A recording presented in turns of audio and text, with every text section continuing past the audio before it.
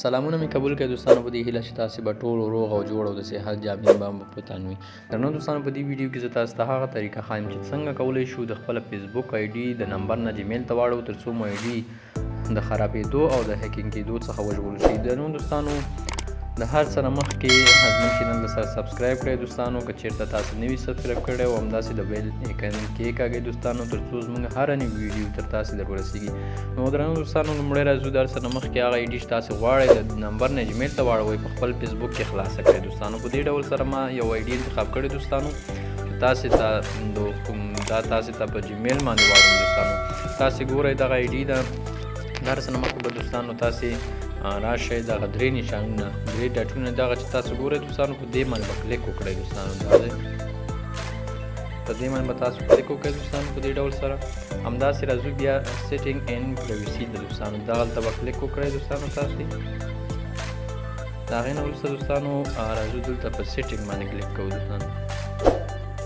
د هغې نه وروسته راځو دوستانو دلته انتظار کوو تر څو دا صفحه خلاصه شي دوستانو. راځو دغه پرسونل انفارمیشن په دې باندې کلیک کوو.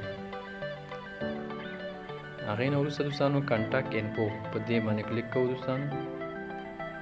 هغې نه وروسته راځو دلته دوستانو هغه نمبر تاسې وینئ چې دا آی ډي ما جوړه کړې په دې نمبر باندې. نو زه غواړم چې دغه نمبر نه دغه جیمیل آی ډي واړوم تر څو چې زموږ آی ډي قوي شي پخه شي تر څو د کمپنۍ سره ثبت او راجستر په ښه ډول سره شي یعنې چې زموږ فیسبوک د هیکینګ کېدو څخه وژغورل شي دوستانو. د هر څه نه مخکې لومړی باید تاسې دوستانو کولی شئ چې هر نمبر او په جیمیل باندې په یو وخت کې کولی شئ دواړو باندې آی ډيګانې بیا خپلې خلاصې کړئ.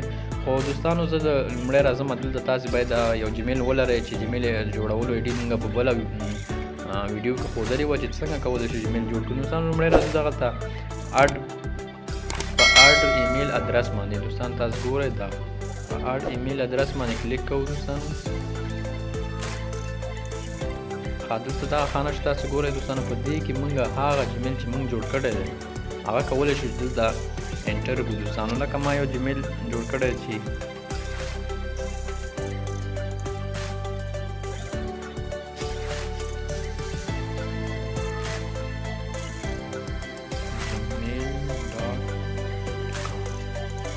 تاسو به هغه جیمیل چې تاسو غواړئ چې دغه آی ډي کې واړوئ دغلته به په دې خانه کې په دې ډول سره انټر کړئ. هغې نه وروسته دوستانو اډ ایمیل په اډ ایمیل باندې کلیک کوو دوستانو. یو صفحه خلاصېږي.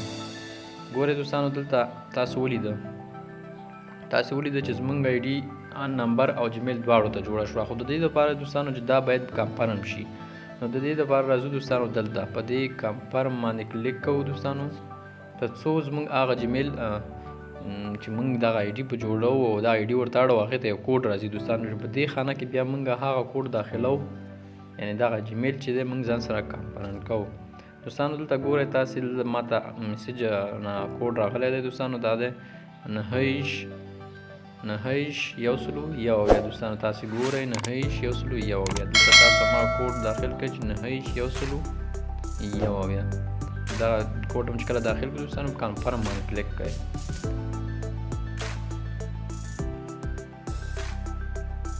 لږ انتظار کوو دوستانو.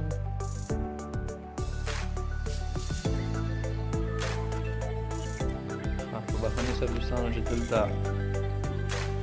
کوډ غلط ښایي چې 99101 دوستانو. یو ځل بیا کوډ داخلوم.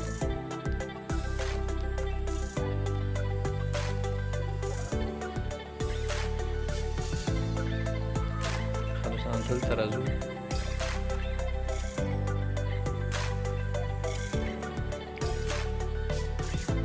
دلته دوستانو دې لارې هم کولی شو چې همدلته کنفرم کړو. دا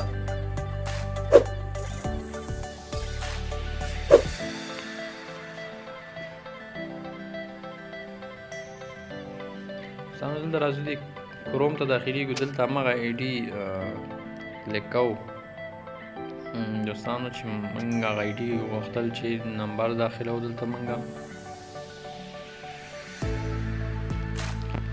نو درنو دوستانو ګورئ تاسې دا دی زموږ هغه د جیمیل آی ډي چې وه دلته کنفرم شوه او موږ کولی شو د دې نه وروسته دوستانو ان په دې نمبر باندې او ان په دې جیمیل باندې کولی شو چې آی ډي موږ خلاصه کړو. که تاسې غواړئ دوستانو چې دغه نمبر ته ریموو کړئ یوازې په جیمیل باندې تر څو جیمیل باندې زموږ آی ډي خلاصه شي نو بیا دلته دوستانو تاسې راځئ دلته راځو دې فیسبوک ته راشئ دوستانو دغه دوستانو تاسې ګورئ دغه نمبر په کلیک کړئ دوستانو دغه ریموو په علامه دوستانو تاسې ګورئ دا به کلیک کړئ